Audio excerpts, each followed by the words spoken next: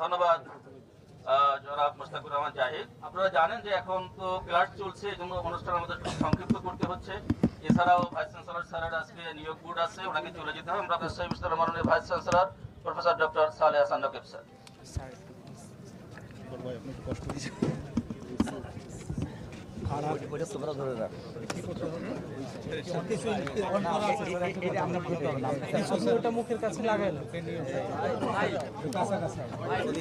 আপনারা জানেন বাংলাদেশের অন্যতম শ্রেষ্ঠ প্রতিষ্ঠান, শ্রেষ্ঠ বিশ্ববিদ্যালয় রাজশাহী বিশ্ববিদ্যালয়।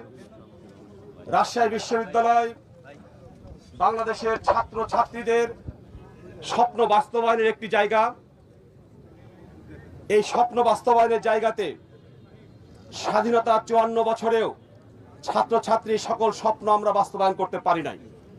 আমরা এই সময় এসে একাডেমিকভাবে রাজশাহী বিশ্ববিদ্যালয়কে বিশ্বের দরবারে উঁচু করে দাঁড়াতে চাই।